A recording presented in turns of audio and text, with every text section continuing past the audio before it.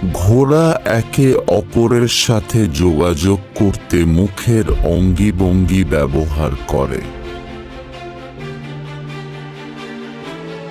Capuchin বানররা তাদের নিজের প্রস্রাব দিয়ে হাত ধুয়ে ফেলে।